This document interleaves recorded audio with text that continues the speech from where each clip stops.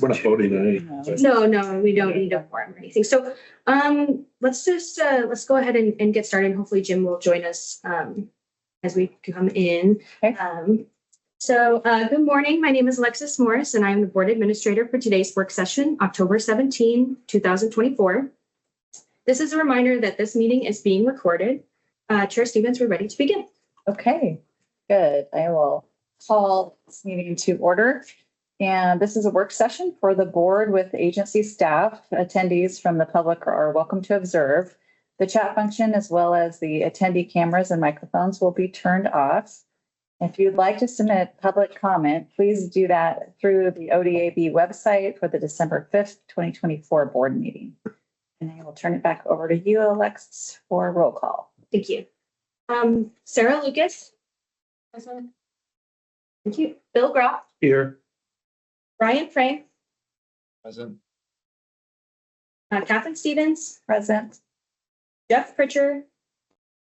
I don't see Jeff currently on here yet, but he should be joining us momentarily. And then Steve Nagy, he sent in, is this absence excused? Yes, Thank you. And then Jim Knight.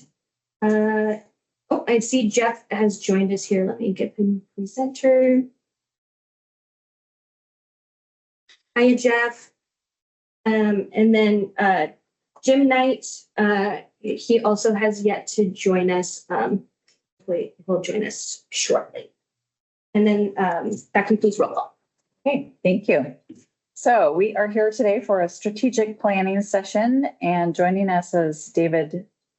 Actually, you're gonna have to tell me who all is here, because I've got three names on my agenda and I've got two people. David and Joe. David and Joe. Okay. And you are with AMCG. Right. Do you want to give us just a short intro about your company and then what we're doing here today? Sure. And we do, so Alexis, if you could get that going, but appreciate you both being here in person and then everyone virtually as well. To really, the purpose of today is to get the perspective of the board of directors as it relates to the agency as we're going through the 2025 strategic planning process. So today is workshop in nature that we're really most interested in getting your feedback, your input, your perspective as it relates to the agency. We do, Alexis, if you could go to the next one there. Yes. But just, from our standpoint, it is very helpful to walk through introductions for not only us, but also all of the board of directors, just so we can understand your perspective and what you are bringing. So if we could go through that, that would be helpful to us, those virtually, and both of you as well, just to understand kind of the perspective you're bringing or your airports or whatever that is. So that helps us to kind of understand where you're coming from, where your view is as it relates to interacting with the agency. Obviously, I know you all know each other, but we're kind of new to the mix, and then I'll wrap it up and introduce us as well. But if you wouldn't mind getting started, that would be Sure. helpful. Absolutely. And I was going to add Steve Nagy here too, because even though he's gone today, that would probably be helpful too. So I'm Catherine Stevens. I am the airport director at the Eugene Airport in Oregon. And this is my second term on the state aviation board. Okay. Been chair for about a year now, I guess. All right, I think so. I've been at my airport for 17 years.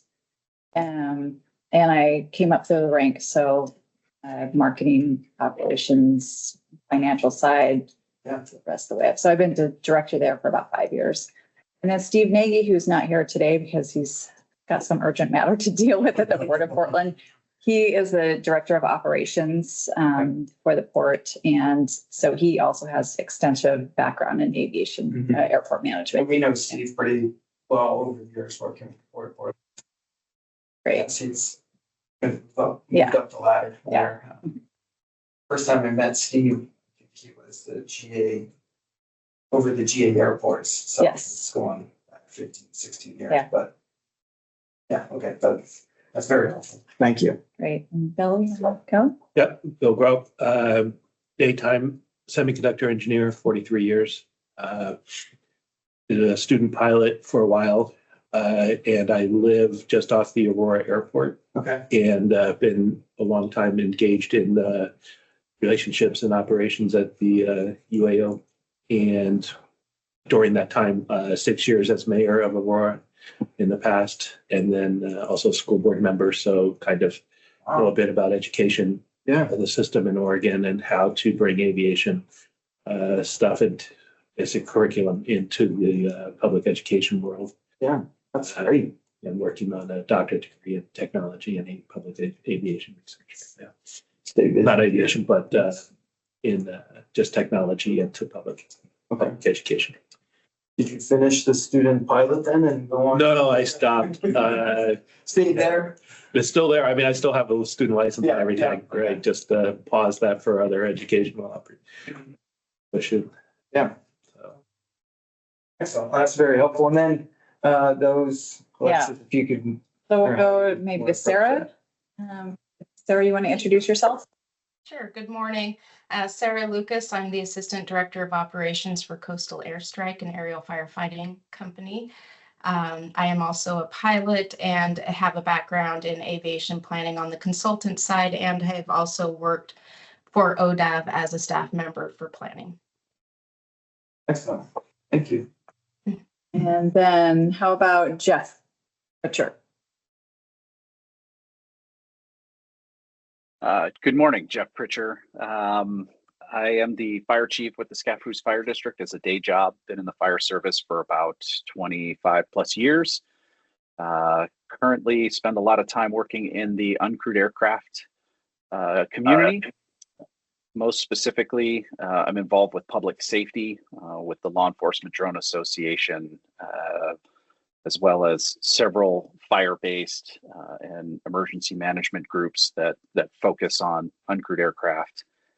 And other aviation experience early in my career, I was a helicopter repeller with the U.S. Forest Service on wildland fires, and have been involved in the aviation side of wildland firefighting for many years. Jeff is selling himself short. He's a national leader on this stuff. Thank you, Jeff. And how about Brian Frame? Morning. Thank you for presenting to us today. I'm the newest board member, and I've got kind of a weird background of a lot of different things. Daily run operations. I'm based in Hood River, Oregon. We run FBOs at several rural airfields. I am a commercial pilot, practicing flight instructor, chief pilot on the 135 operation, a pretty avid flyer, backcountry flying, and along with that have a extensive history with unmanned systems, over 1,200 hours DoD work overseas, and do a lot of work with the development of the regulatory framework for unmanned systems in the airspace, and continue to do a lot of flight tests in that realm. So my voice is kind of rural aviation, general aviation, and from a technology perspective and integration. Thank you, Brian. And then our last board member is Jim Knight, and he hasn't joined us yet. I'm wondering if maybe he's having technology issues. I have called him and sent him a text message. Okay. Well, hopefully he'll be able to join us at some point. Okay. Yeah, that's excellent. And then we do from our standpoint, Jeff Pullman is joining us virtually. David Benner. See, Joe is here too. So, but just from our standpoint, from a company perspective, and then Joe can introduce his background too. Jeff's going to be talking to us kind of next. So Jeff, maybe you can introduce yourself at that point. But as a company, we're, as our name implies, Aviation Management Consulting Group. We're management consultants focused on the aviation side. Work with airports, aviation businesses, agencies from a local, state, national perspective. Really kind of on the general aviation side, working through issues at airports, helping airports, aviation businesses, agencies resolve compliance issues, resolve other types of issues. And then, on the more forward positive, side is strategic planning. And that's something that we've really been focusing on for a while now. We had the opportunity to write the ACRP guidebook on strategic planning that was focused on the airport side. But, if you've sat through any business course, strategic planning, there's some methodology, process, concepts that are common. It's just the application. So that ACRP guidebook was focused on the airport. Obviously this is more agency side, but I serve I as used that ACRP, by the way. Oh, you did? Yes, it's very good. Yeah. Yep. And then So- you also did Colorado's.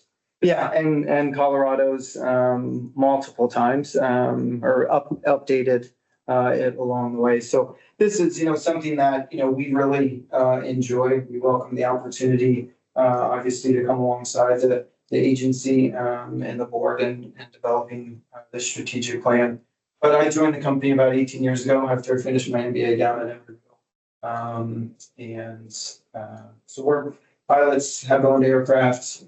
But really kind of sit in that general aviation sector of the world. And then, Joe, if you want to introduce your background as well. Joe Walker, and I'm local to here, so I'm not too far. I'm about 2 hours north of you, just a little north of Vancouver. So you have familiar faces on your wall over here of Tex Rankin and Mr. Murdoch over there, and some other ones that I started as an intern at Pearson Field. So and then became the airport manager for Pearson Field, and then went to Eastern Washington and was director of airports over there for a couple of NPS airports, Richland and Prosser. So my background's general aviation management. So my education's also in aviation administration. So, and yeah, been with the AMCG on a couple of years and well.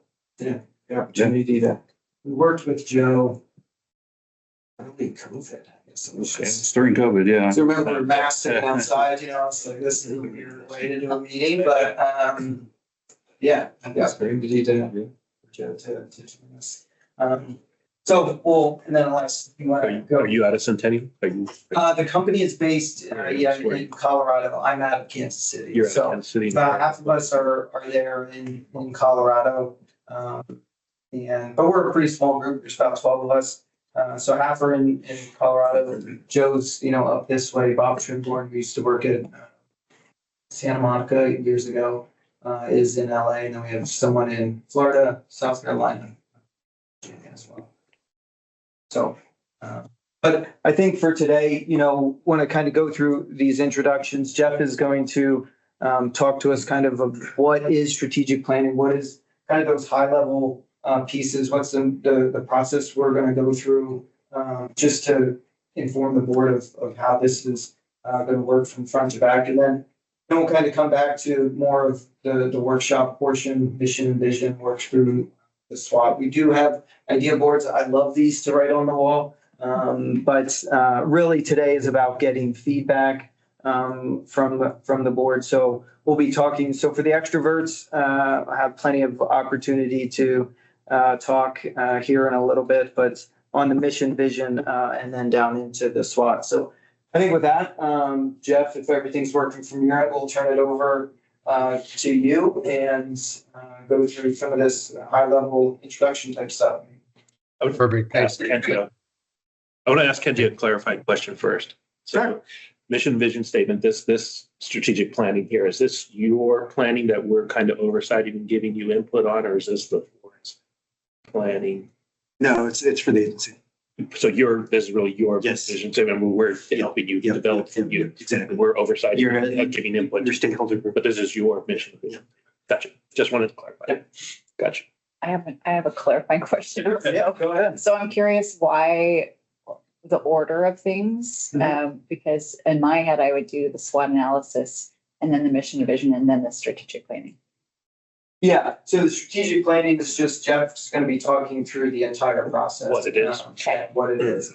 And then, mission, vision, or SWOT, there's two schools of thought there on which goes first. Because the SWOT, obviously, those pieces help you attain the mission and vision. Really today is getting input.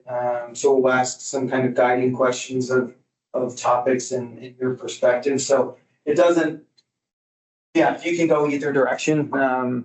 It depends, I think, on how you learned it the first time, really, because there's two schools of thought there. Yeah. But you'll see in the order that we're actually doing the project, you're correct. SWOT analysis will come first, and then mission vision. Just skip that part. I jumped right to the end. So I really appreciate the opportunity. I wish I could be there in person, but with the COVID benefit is allowing this virtual environment to work pretty darn well. Again, I'm founder and principal consultant of AMCG. I've been at this a lot of years. I'll just leave it at that. But this is probably one of my most enjoyable types of projects is strategic planning, getting to work with the leadership teams of organizations to help plan their future. And that really is what planning is all about. It is about, and I think this last quote is the one I focus on, it is about bringing the future into the present so that you can do something about it now. And that's exactly what strategic planning does, is that you look at your mission, your vision, which is really that future-oriented focus, and setting up goals and objectives so that you can become your vision. And I think that really encapsulates what strategic planning is about. Next slide, please. They have the Harry Potter definition. There you go. What is strategic plan itself? The document, the deliverable of this project. It's a logical, disciplined structure that sets out those elements that we most commonly see as part of a strategic plan: mission, vision, goals, objectives, and action plans. And this plan is really designed to help both the management and the board of ODAV to help make their day-to-day decisions relating to the operation and management of ODAV simpler, keeping everyone on the same page. The strategic plan transforms the mission and vision. Mission is who you are, what you do, vision of where you want to go. And it creates this process that is very specific to these goals and objectives. These goals and objectives help you make those decisions because you're deciding, will this action fulfill a goal, which will help you fulfill your mission and achieve your vision. And that's really the focus and the intent of the plan. Next slide, please. Being a pilot, I always think of a flight plan, and I don't know how many of you I've through the introductions have heard some of you are pilots, so you can sort of follow along. If you're not a pilot, Google Maps. You have to know where you are, your starting point, your departure airport, your point A on Google Maps, to be able to figure out how you're going to get to point B, your destination. So point A is a little bit of that mission, who we are, what we do, and who we do it for. Point B is your vision. That is where we want to be when we grow up, the old adage. And point A to point B is the plan. That is how we're going to get there. That is our goals and objectives. And those are all the key questions that are going to be answered through this process. Next slide, please. There's a lot of tools that a plan and the planning process provides ODAV. One is that the plan is a planning tool. So it helps articulate the mission, vision, values. It helps set the goals. It helps identify the objectives. It identifies many times the parameters, the KIPs. One of the things you'll hear through this process is how vision, goals, and objectives need to be SMART: specific, measurable, attainable, realistic, and time-bound. Those are the parameters for checking progress. And I look at this plan, do, check, act as a circular motion, right? It's a constant. You're always planning, you're always checking, you're always acting, and then you just start that process over again. Next slide. It's also a great management tool. It helps keep the management and staff focused on what the board is looking for them as far as the vision and the goals, keeps everyone on the same page. It provides actionable game plans. Those are the action plans, which are the who, what, when, where, why, and how. And it provides a decision-making framework. One of the things I always encourage, whether I'm talking to airport board and management or a aeronautics board and management, is that every ask that comes to the board should identify which goal and or objective is being achieved by pushing this initiative forward. That helps keep the focus on implementing and successfully achieving the elements of a strategic plan. Next slide, please. Sorry, and I just wanted to mention, it looks like Jim Knight has joined us now. Okay, great. Thank you.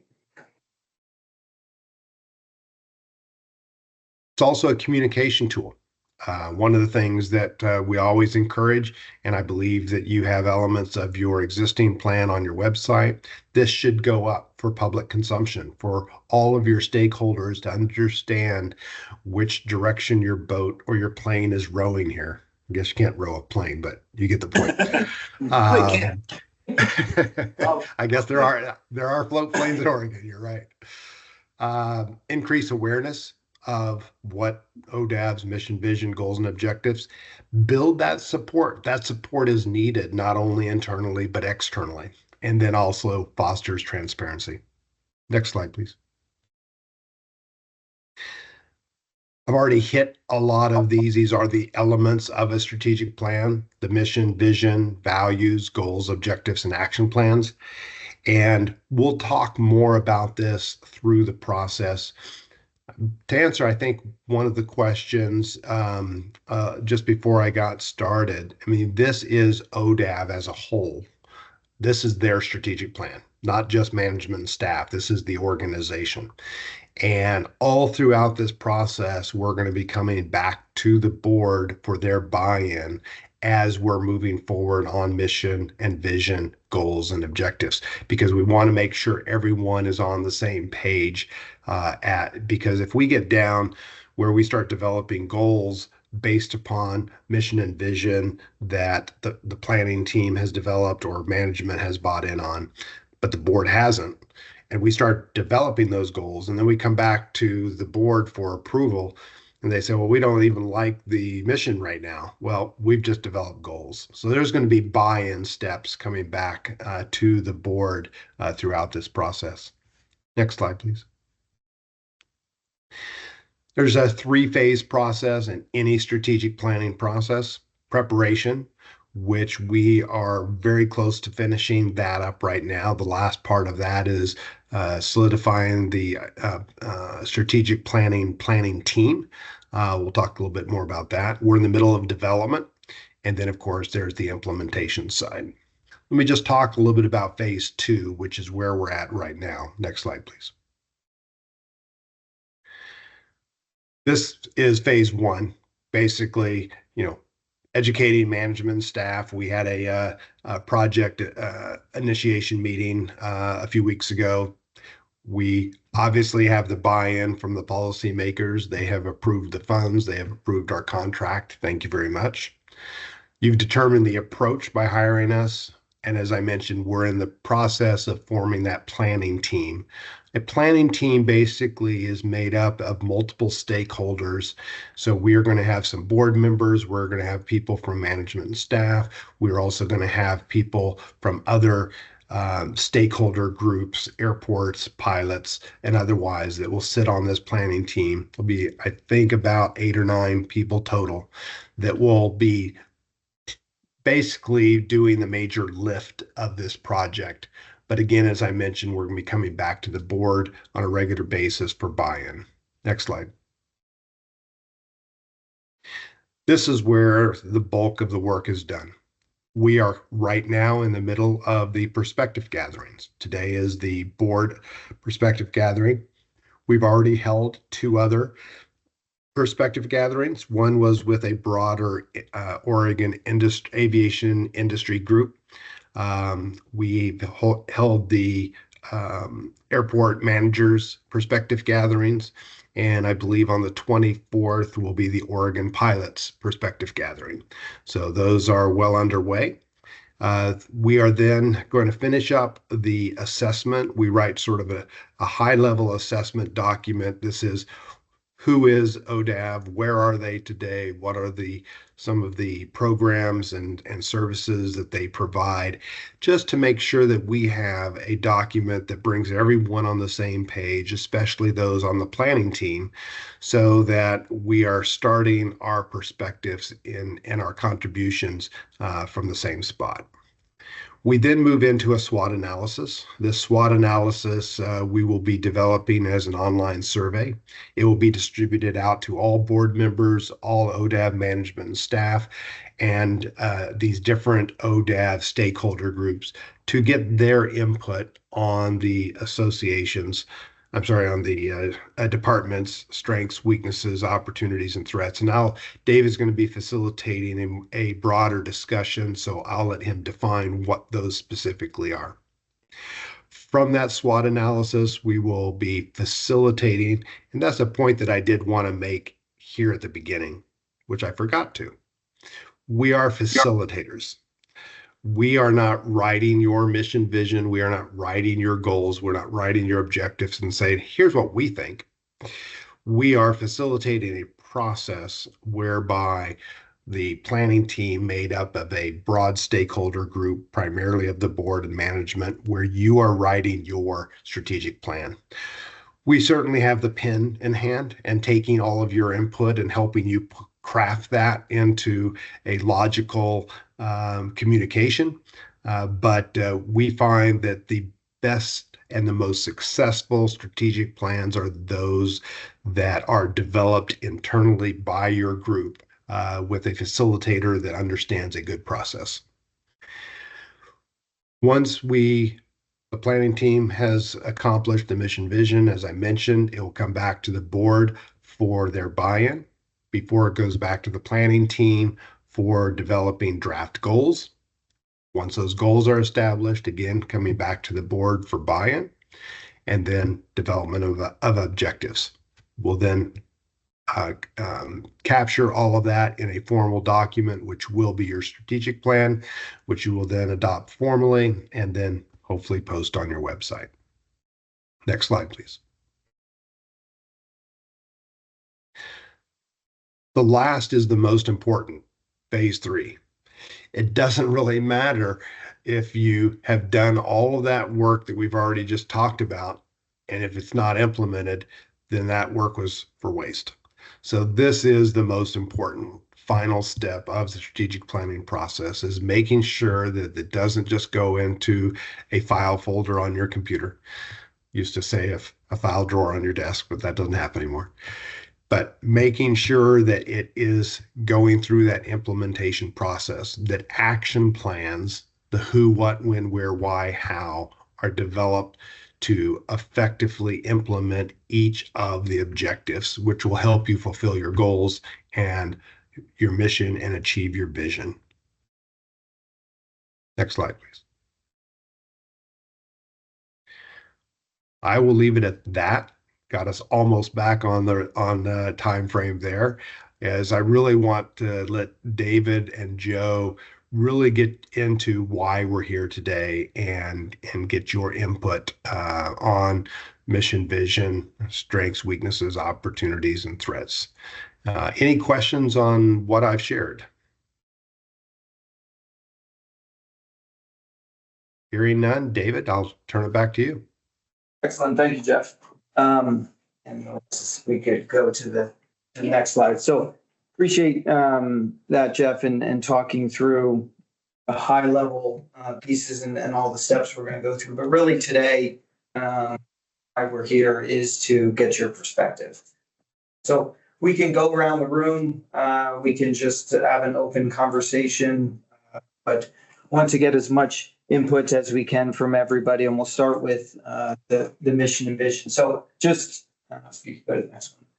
Just want to kind of define a little bit mission, vision, and then we'll go into the SWOT. But really, the mission statement, I think it's just easiest summarized with what do we do? What does the agency do? What is ODAV's kind of key purpose? What is the reason for the existence, those core competencies? Who the agency serves, why do they serve these groups? And one of the differentiating factors between the mission and vision, mission is kind of point A, vision, point B. But the mission is really kind of that day-to-day performance, and kind of more of an internal perspective, if you will. It dictates conduct on a regular basis from an agency perspective, where the vision is a little bit more external, and we'll get to that. But if we could go next slide too. So we want to give you a few examples of good mission statements, bad mission statements. Netflix didn't in the world, pretty simple, pretty clear what they do, right? Some bad ones, Sony. To be a company that inspires and fulfills your curiosity. If that did not say Sony, would you know who that belonged to or what they do? And it's probably not. A great one I thought was Lego, to inspire and develop the builders of tomorrow. Relates to what they do, has a lot of those key elements to a mission statement, and it's a great example. Yes, we can go to the next slide. Your mission statement, it's a living statement. It needs to be updated from time to time as your mission is fulfilled or changes over time. You should be updating that statement. 1961, this is one of Jeff's, shout out to Jeff, one of Jeff's favorite examples right here. Land a man on the moon and return him safely to the earth before the end of the decade. It was very clear what they were doing, who they were doing it for. It was time bound. But over time, NASA, their mission has changed. And so what they do has changed, and they have continuously updated that throughout the years with pretty good regularity. So now they've notably dropped for Earth is no longer a mission of theirs. It's more of a everything mission. So that was one of the notable changes to their current mission, which is up there. So Star Trek will say we changed for gender neutrality over 50 years. okay. We can go to the next slide. Yeah. So really today we want to get some feedback from you, brainstorming ideas of what you feel like your mission is, what you do, what the organization does. And here's some questions to kind of guide that of how has your purpose changed in the last 10 years? Granted, not everybody's been here that long probably, but some people have. And what services programs are key to your success? And who are your stakeholders, which we're meeting with many of them, but if there's other ones that we would need to know about, we need to know who that is. And then how are you different from other state agencies? What makes Oregon Department of Aviation different than other state agencies?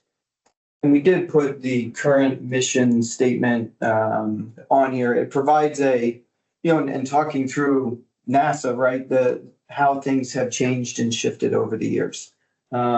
This isn't, today's activity and discussion isn't to dissect or get into the current mission statement or even into the current vision statement, but really it provides a point of reference at least.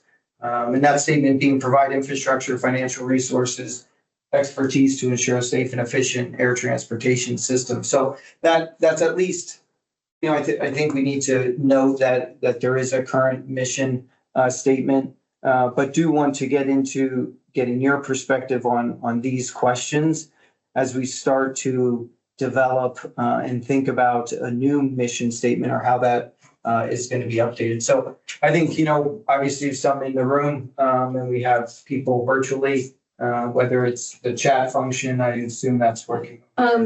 I do not have chat function available, but I can turn it on. Or people can raise their hand and talk, but really we just, and Joe and I will write down some of the keywords and concepts. But if anyone, the first person to start talking is always the hardest. So, getting someone jump us off with some input, and maybe it's that first question of how the agency, the purpose has shifted, whether it's over the last 10 years or 20 years, or even from this mission statement, what's new and from a purpose perspective for the agency, at least from the board's perspective. So if anyone's willing to get us started, or I'm happy to go first. Yeah. We heard that you guys talk a lot and provide feedback, so that's perfect. So I didn't like the mission. So I went through your slides last night, and in the end, didn't like a lot of things that were in the current mission statement. So in the end, this morning, I wrote my own mission statement and sent it to Kenji. Right? Okay. I can share what I wrote, because Sure. some of the things that are in the current mission statement, I don't think enclose a lot of what we would like to do, in my opinion. So what I wrote for a mission statement, I also have a vision statement that I wrote as well. All right. Right. Get to that one next. To increase the value of aviation in Oregon's economy. That to me includes the firefighting work that we do, the public safety work, the air transportation work, and the advancement in technology in all aspects of the economy of Oregon. So value means not monetary. Not limited to monetary. No, not limited monetary. So the economy is affected by wildfires. Mhm. We all know that now, right? Yeah. There's a lot of factors there, but to broaden the current statement into all aspects of what we do in Oregon, Mhm. right? So that was my take. And so you went through a list there, firefighting, what were all those? Transportation, Yep. as there, as well as there's communication, there's earthquake, there's resiliency. Yep. Yeah, the resiliency factors on how we deal with public safety. There's education for sure, but public safety. Yep. Using drones in our public safety, which includes forest management, agricultural management, ag management is a biggie for doing unmanned systems. These are all part of the economy. Mm-hmm. There's kind of a funny insurance commercial on TV right now where the young kid asks a bunch of insurance adults, what is the economy? Yeah, and the adults are like, well, what is the economy? And that's the correct answer. What is it? Recreation, tourism. I mean, for doing all the marketing strategies, there's everything, but bringing aviation into the economy of Oregon as an asset, a big asset to the economy of Oregon, opens the door for all these factors, right? In a simple sentence, which is what I was trying to do when I was going through your slides. So Yeah. we're bigger than our current mission statement, way bigger. I'll stop there. Yeah. Sure. We do have two people online. Jeff, if you wanted to go ahead and. Sure thing. Thanks. I really appreciate what our colleagues started us out with, because I think there's some significant value points to consider moving forward. Our mission has changed significantly, I think. One concept I hope our group can rally around is education. Education from the standpoint, in order for us to be successful in a lot of the things that were just written up on the board there, we need our partner entities around the state, including other state agencies, the legislators, the municipalities. Everybody needs to understand the importance of aviation. And I'm hoping education can be a little bit more of one of those core functions that we do, which will help everything that we're trying to accomplish. And I'm hoping we can capture something about the future, because our aviation, I guess, inventory, everything from the laws that are currently on the books to how we're doing business is seems to be based on a model that has been in play for many years. And in order for us to be successful, we need to be thinking about the future. And I know some of our projects are, when we look at the Oak Ridge project and we're talking electrification and we're looking at vertiports and then starting those discussions with folks. That's great. I would ask our colleagues on the call that, let's consider that when we do provide a solid feedback as a board to our staff at ODAV, how important that may need to be. But thank you. Question. Can I, Jeff, it's a clarifying question to you. So for the education piece, that seems to have a lot of elements of communication, right? So that's sort of what you're getting at, external communication as well as internal communication. And then that's secondary, that's in addition to the education that we sort of consider as in our minds, K through 12. Those two are a little bit different. And it's also from what I'm sort of getting from what you said is really addressing the evolution of aviation, right? So the evolving the agency to sort of match what is coming up, and prepare the system. So is that a good paraphrase of what you're talking about? Yeah, absolutely. I didn't want to try and get too much into the details on the education because there's so many different components.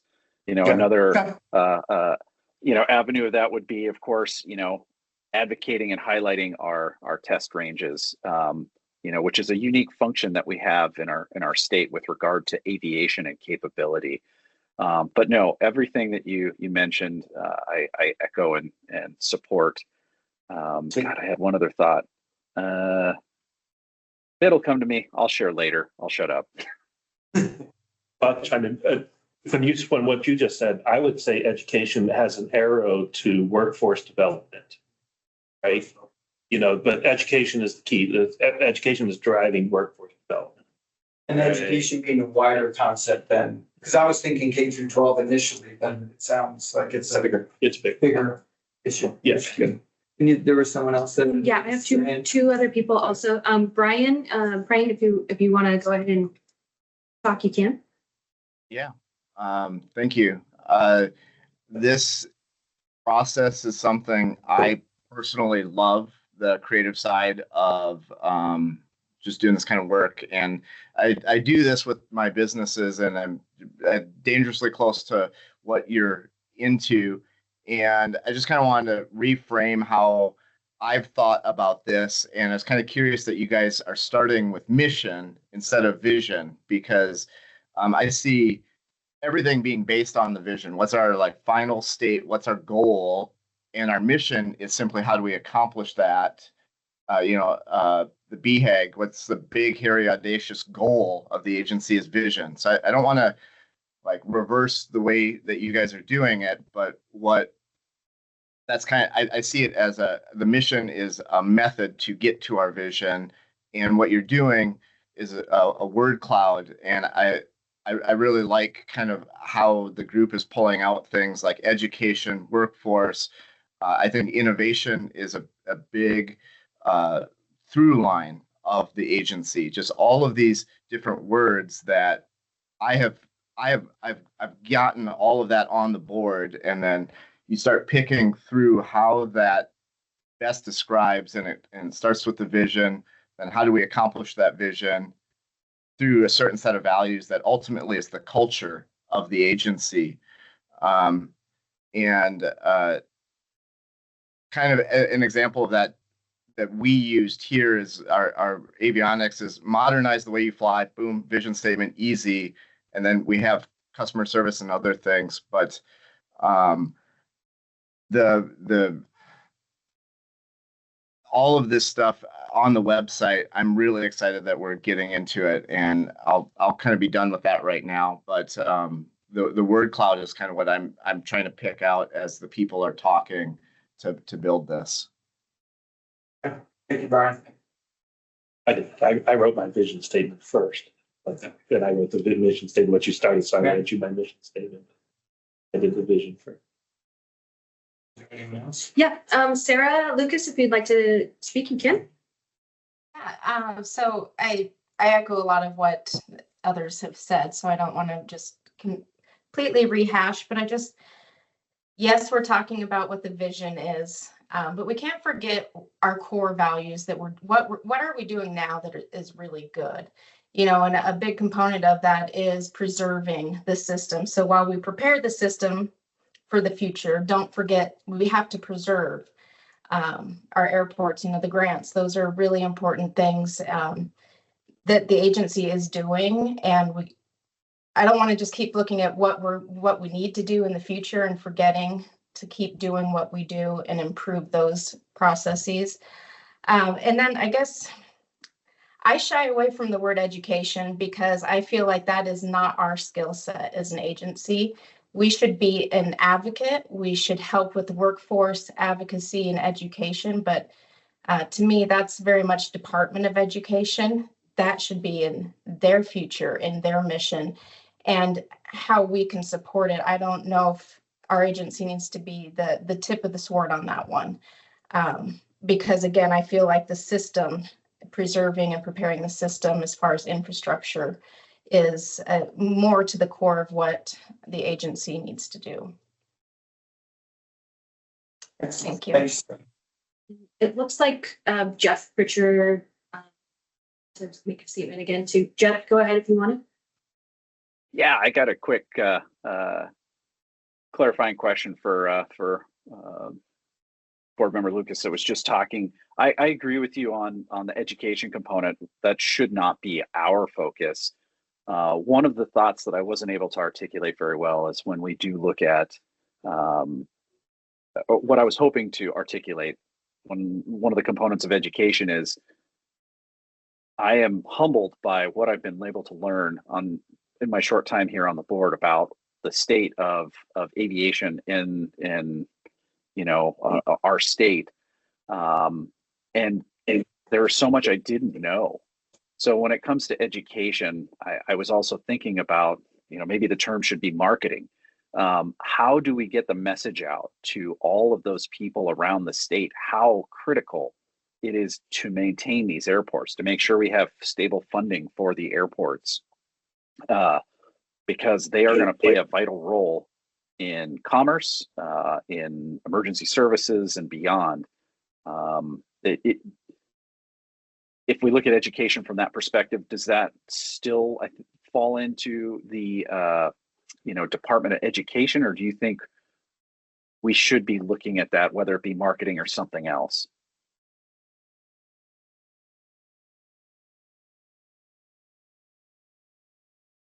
So I think the things that Sarah said resonated with me. I think, and I can't remember who talked about doing vision first. So to me, it feels like vision should come first, and then it's also kind of a back and forth. At least these processes that I've done before is kind of some back and forth around vision, which I really think vision is where you can be aspirational, right? Mm-hmm. Where you want to go. And what you want to be, and then go back to the mission, which can be a kind of a hybrid of aspirational vision, but also core mission, right? Yeah, and we'll be talking about, well, maybe we can just flip over now. Alexis, if you could hop to the next slide, because we're going to be, and I think obviously with the boards here, we can just write on both of them. And appreciate everyone's input so far. We're after the input where we classify and where it goes and which board it goes on, and all of those questions. We'll work, on that going forward, and obviously with Kenji and the agency. But really, vision. So if we just kind of get into that, Catherine, as you said, that is those aspirational pieces where do we want to get to over the next, that time horizon, 10 years or so.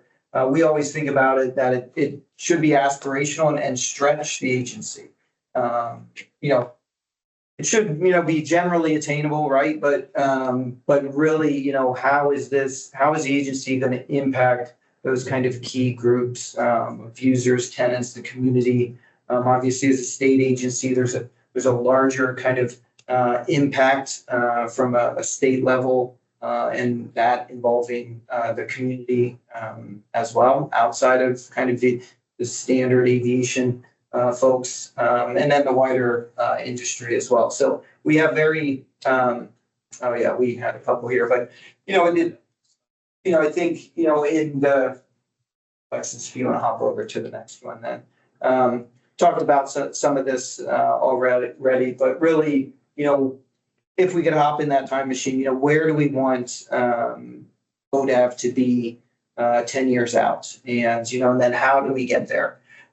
Is where we'll be filling in. This obviously informs the goal setting process. And maybe we'll just, in the interest of time, maybe we'll just jump ahead just real quick. Well, Joe, maybe talk about this one. We hop ahead a slide or two. Here's a couple of examples, good and bad vision statements. Ironically, from the same company, still in the late 1980s, most successful computer company in the world.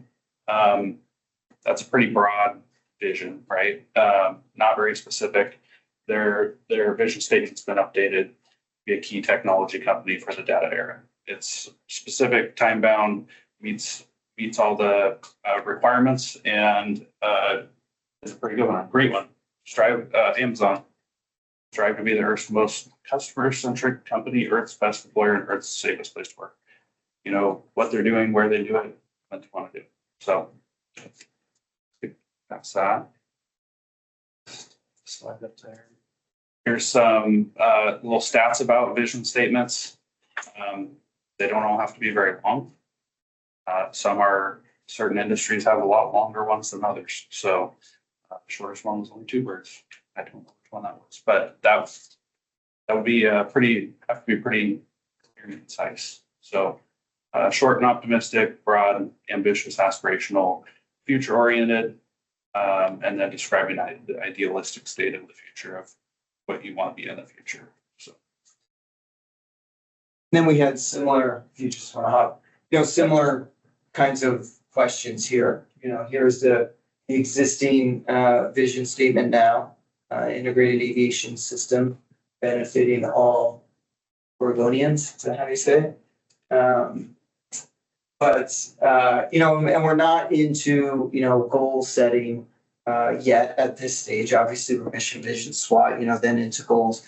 That's just one. We have a little kind of vision, kind of conversation already, but want to spend another 10, 15 minutes or so talking through some of these kind of prompting questions here as well. Whether you think about it as that goal, because that can inform where the vision needs to be, what the agency is best suited to resolve. I think is another kind of avenue to think about it, think about the vision. And then what should the impact be of the agency?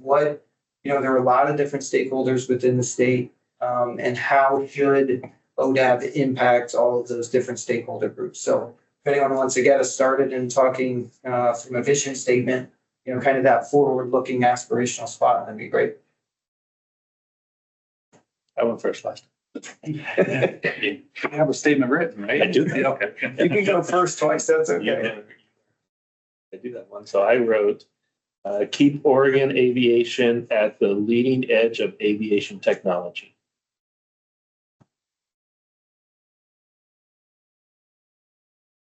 And how would the agency support that effort in your mind?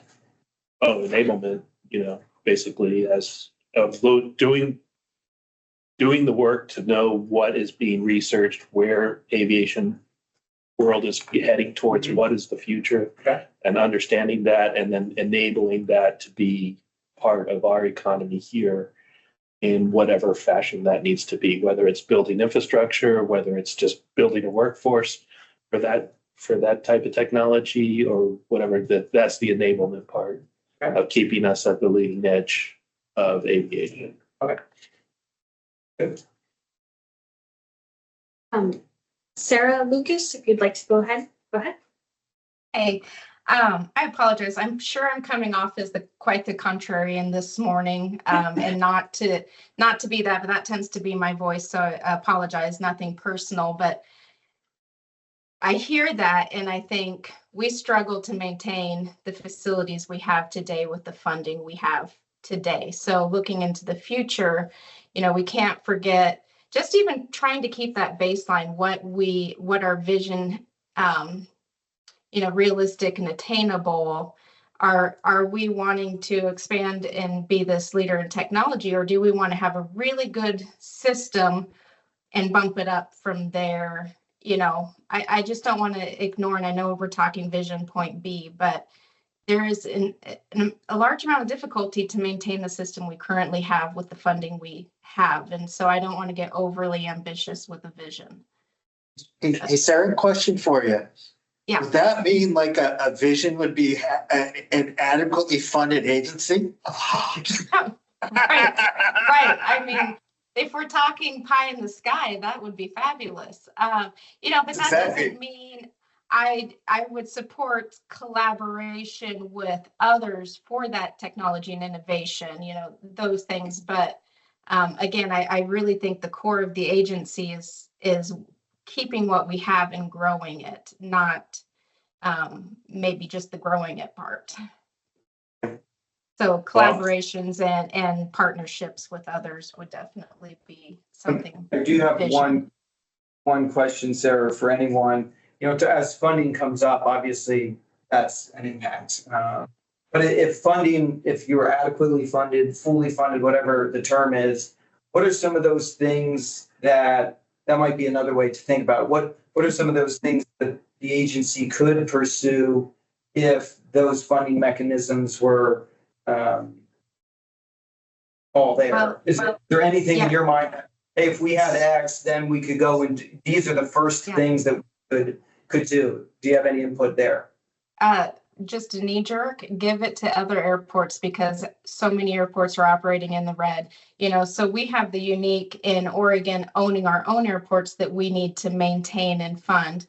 But then also the state looks to us, not the state, but airport owners and operators look to the state for our expertise on pavement preservation, for any system maintenance that they need, and use us to help leverage federal funds. So being a leveraging tool that the state can rely on, that's one thing, because we're really tied to jet fuel tax. And if there were more money, we could give more money to others. Either matching or grants from ODA. Right. There- So I think that would advance the state in so many ways if we could expand those programs we currently have. So Sarah, so as an end state, we're looking for really healthy airports, right? Whether they be Yeah. state-owned or I feel like not.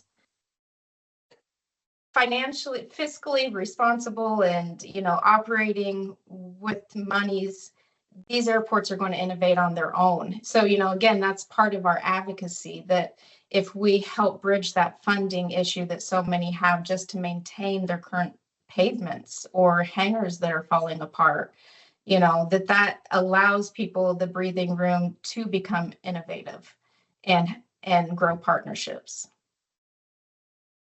Thank you, Sarah. Anyone else on there? Maybe you had Well, something. go ahead Yeah, if somebody like- else. Brian, did you? Yeah, Brian, go ahead.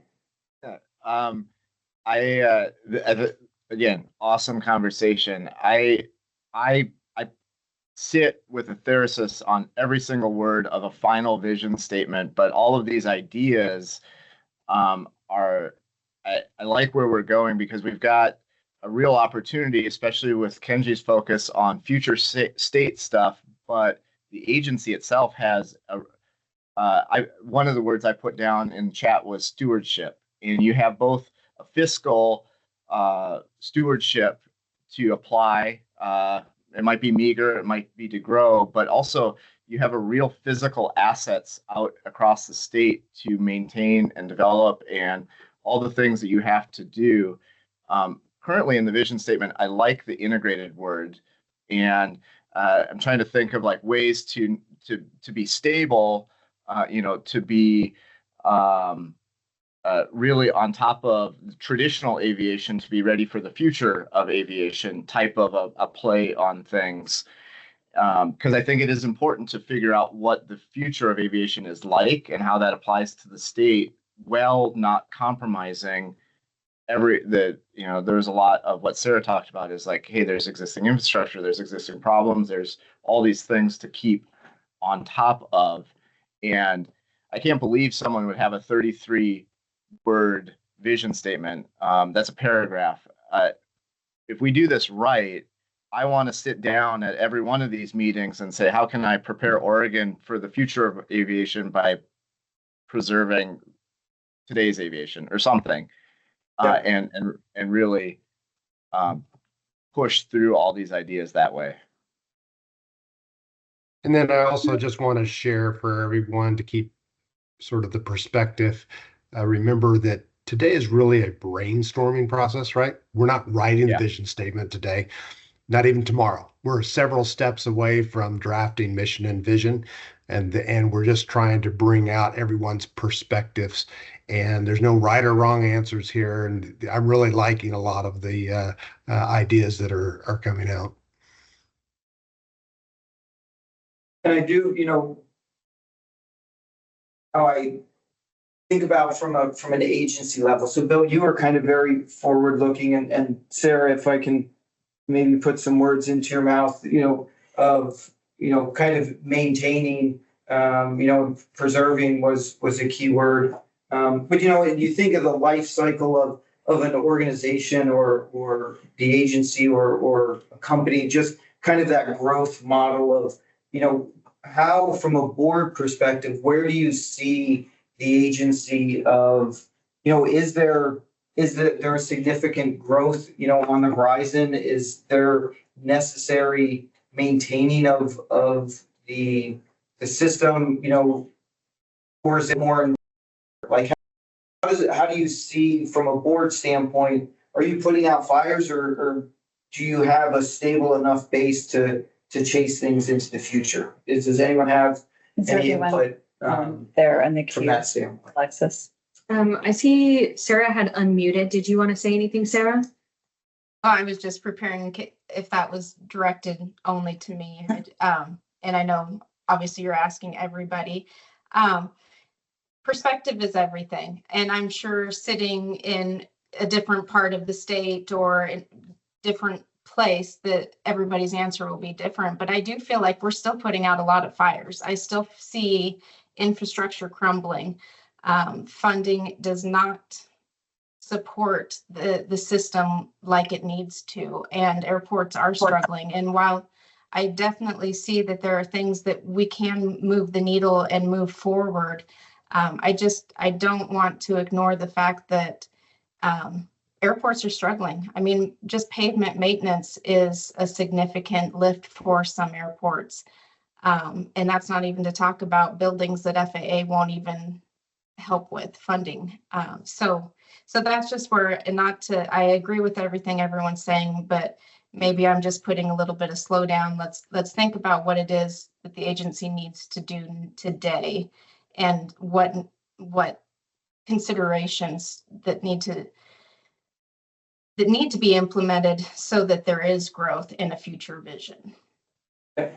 Excellent. Anyone else have input on kind of that concept, even if it's a different opinion? So if I can just kind of throw this out there, different way, because I know we've talked about, this is our 10-year-old vision statement and our 10-year-old mission statement, and things have changed a lot in the last 10 years.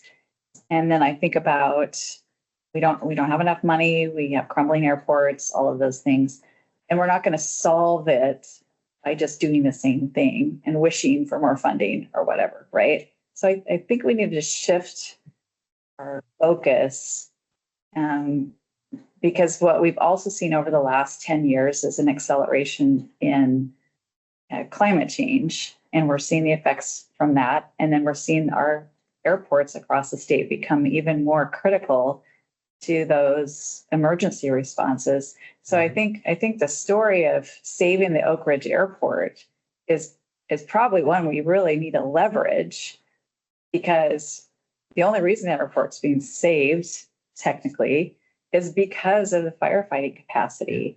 And we see that all across the state with the need for these, key firefighting infrastructure, and we're only going to need more of that.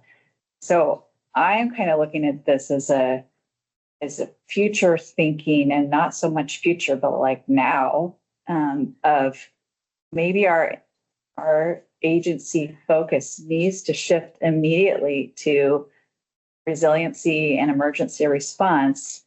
And then when you build those things up, you automatically get to have infrastructure for every other aspect of aviation without having to do the struggle of where are we going to find the money, because you found the funding sources legitimately from,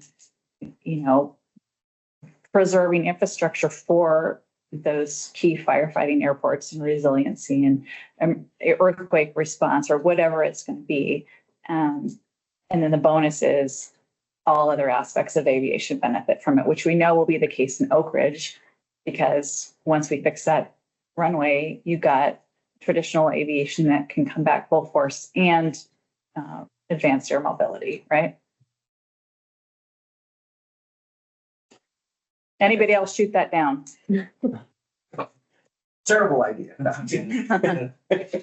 Actually, I'll chime in again that, back to where I started, technology, and I'm going to come at this as someone who's been elected multiple times. You come into my subcommittee and tell me we need to repave Christmas Valley Airport.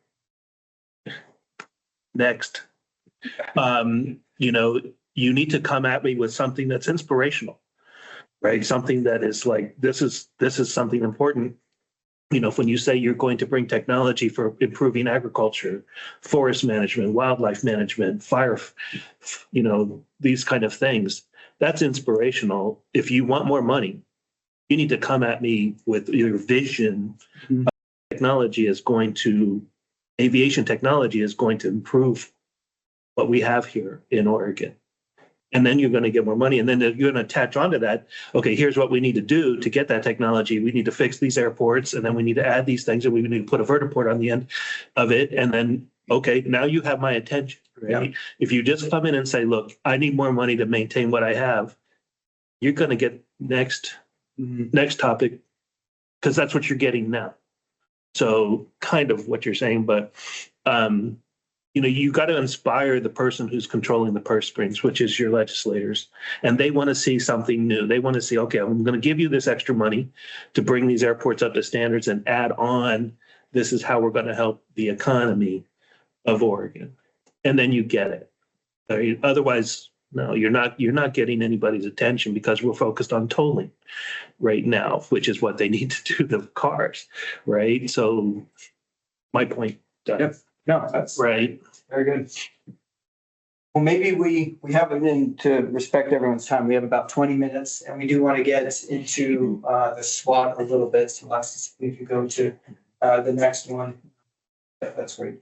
But the SWOT, obviously the SWOT is a pretty standard process. Strengths, weaknesses, opportunities, and threats. But really, kind of, strengths, weaknesses, kind of that internal control from an agency level, opportunities and threats, kind of external. So influence really is the key word there. So we do want to just talk through these. Earlier we were talking about, a SWOT first, mission, vision, those kinds of questions. And but really these all support achieving the mission and the vision. So we do just want to kind of, and then Alexis, if you could go to the next one, we'll sit it there for a little bit. But from everyone's perspective, maybe we spend 10 minutes on strengths and weaknesses, kind of that internal stuff. And then we'll spend 10 minutes on the external side. But, really this, kind of those strengths, that is pretty easy. But I think unique assets as it compares to other state aviation agencies, if there's any input there, I think that's an interesting perspective. And then on the weaknesses side, but again, that can be controlled from the agency level. If we could just get a discussion going on those pieces, we'll put a pin for it. Jeff, everyone wants to just start jumping on that. And I would just recommend on this part, since we do only have 20 minutes, just keep your responses to 1 or 2 words. We're just really more brainstorming of what you think a strength or weakness is, VODAV.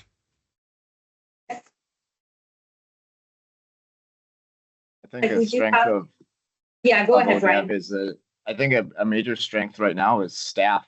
You guys have been doing awesome.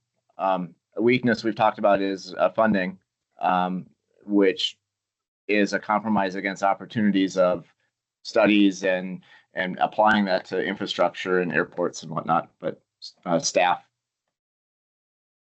All right, so that was Perfect. staff was one, and then funding on the weaknesses.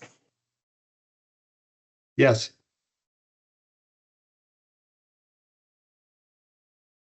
Go ahead, Sarah. We have Sarah. Yes, go ahead. 100% agree, staff is a strength. I also see staffing levels as a weakness. Here.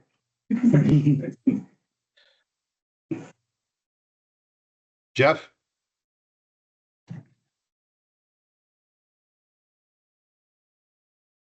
I think in terms of strengths, we've got, I think we've got a mindset change with our staff in terms of looking at things holistically. One of the weaknesses I see is I'm not sure our laws are appropriate for today, for the current time, and may need a little bit of a refresh. And then the only other weakness is no, I'll just stop with that for now. Can you clarify what you mean by laws? Is that federal regulation or state? Great question. Yeah, I think we've got some challenges with our ORS.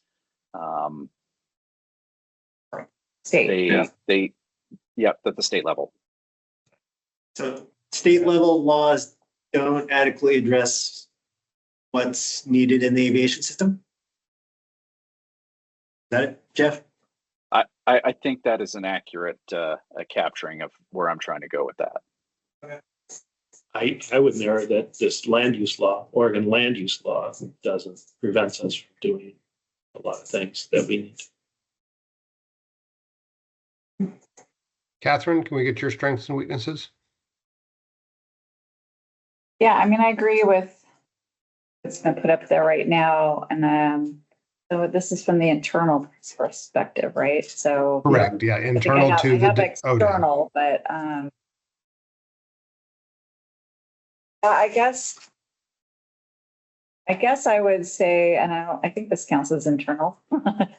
I think there needs to be some education and outreach to legislators around what our role is. Yeah.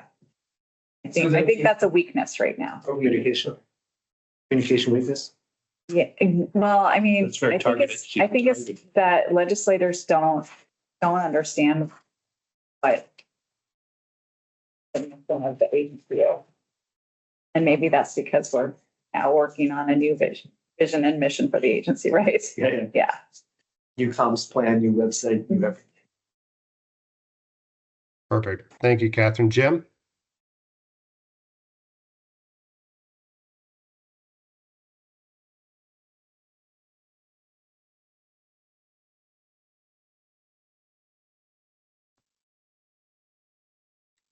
All right, let me get my camera there. Can you hear me all right? Yes. Good. I think this has been really, really good conversation. I'm sorry that I missed the first 15, 20 minutes of this. We had a power outage here and we were scrambling trying to get back online. So I apologize for for my tardiness. To answer the question on the strength, I agree that the staff is incredibly important to the organization and is really a guiding force for the direction of our organization. An additional strength that I see is the broad range of talent and knowledge that we have on our own board. I think it's awesome that we have multiple people that are very familiar with everything regarding airports and planes and the things that we do as an organization. I also agree that our weakness is it's really financial. I think there's a lot more that we would love to be able to do. a lot of areas in airports, particularly in emergency planning, really do need, some financial assistance. So beyond that, I don't think I have at this stage any more words that can really help the process right now. I have a lot to think about.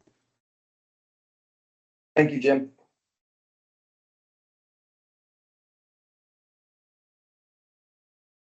Any others? We can, Alexis, you can Hop back to, hop over to the opportunities and threats. Because that's just the other side. Yeah, there we go. Now this goes, more on the external side. So we can, we have the boards, we can talk through all of these. But this is outside of ODAP's control, really.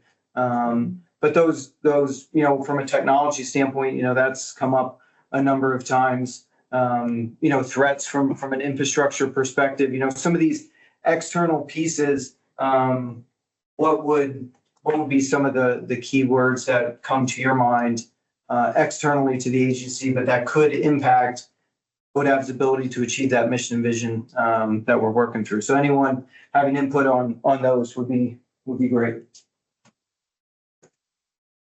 Trying to shorten the 20-word thing down to 3. For me, threats that I've learned about here is other states developing, workforce and attracting the new technology away from Oregon. I don't know how to make that 3 words. Right. Figure it out. I'll try. Every state is competing for this money coming from feds, and things. And if you don't have the workforce development program in your state, the money's going somewhere else. Competition that we're not well prepared to compete with. not necessarily aviation money, other Yeah. things. But if you go to one of these conferences like I went to with Kenji, almost every state is there bidding for this money. Right? It can't go everywhere. And that comes back to, the economy and you're talking about Yeah. earlier. So That's it. And then it looks like we have Sarah has her hand raised. Okay, so for opportunities, I think public-private partnerships for innovation is something that we are really strong in here in Oregon. But to echo, the threat is the economy, just fighting for limited resources.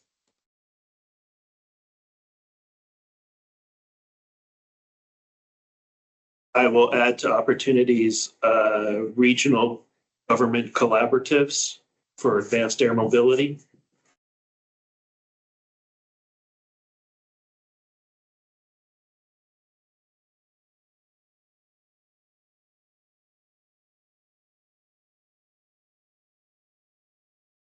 that was.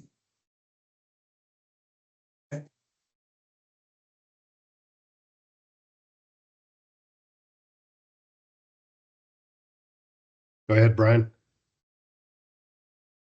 A threat that I'm always concerned about is public perception that we as an agency are doing what we're supposed to be doing, and also if everything is happily bumping along, a lot of people don't go out of their way to compliment you. We have a big fan club around our local airports, and most of the time it's to complain about noise or other things that might not be real threats. So I think that keeping that managed is important messaging. And do you see that, or anyone else have input? Is it a negative now, or it could be negative, or where is that perception today? And it's a threat if it goes bad, I guess. But where do you see the perception today, just for our understanding too? That's the same kind of thing I was thinking on is I think it belongs in both categories because I think there's an opportunity to do some public outreach and education, because where we get mired in the threats part is that we have just a highly regulated industry, and people don't understand that we don't get a lot of choice in how we go about managing airports. And sometimes the decisions that we have to make are very unpopular. And it just has to do with safety, security, federal regulation. And I think that, some people are just, they just don't want to hear it. Right. But maybe there's an opportunity to do some more public outreach and education around that here's the box that we have to operate in, and we can't go out of the box. So let's make sure people understand the why behind what we're having to do. Funny is being in both, you can make that exact same statement in the Department of Ed. Oh, sure. Yeah. It's exactly the same thing, Yeah. right? You're legislated into this box, and you don't get to say, well, that the public thinks you have. No, and the way to change it, if people really don't like it, of course, is the legislative route, but that's not our role. Our role is to, stay within those parameters. An opportunity, and I know the agency has really been pushing this recently, is transparency.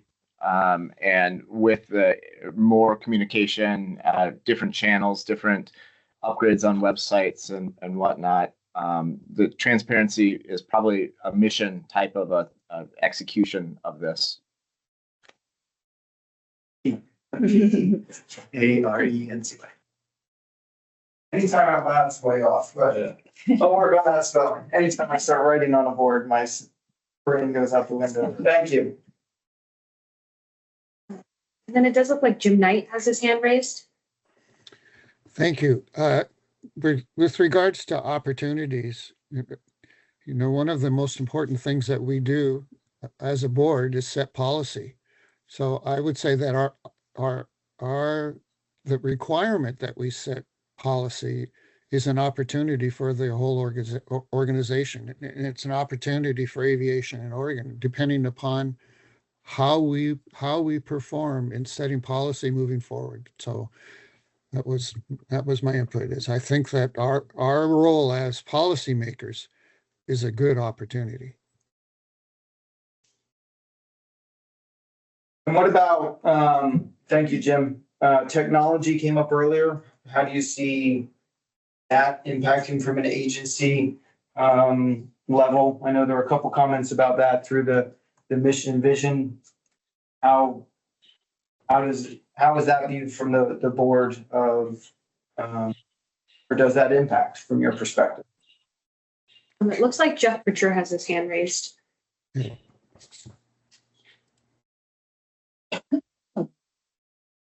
Sorry, was somebody supposed to answer a question? I can wait for just a second. No, you're fine. Just go ahead. I agree with everything that everybody's put up so far with regards to the opportunities. One other one that might be considered is kind of segueing back into the educational side. I think we have a need on the opportunity side to tell our mission, to tell everybody in the state about what we do. The aviation community knows what's going on, but there's still state agencies that don't know that ODAV exists, or employees in state agencies that don't know that ODAV exists. And if we're going to try and prevent some of the threats that have been talked about, we have to sell ourselves. The technology piece is also a huge component of the opportunity. We need to be doing things that we can highlight, newsworthy things like, check out this technology thing that is making us more efficient and saving the taxpayers money. I'm hoping at some point we can get there. With regards to threats, there's so many.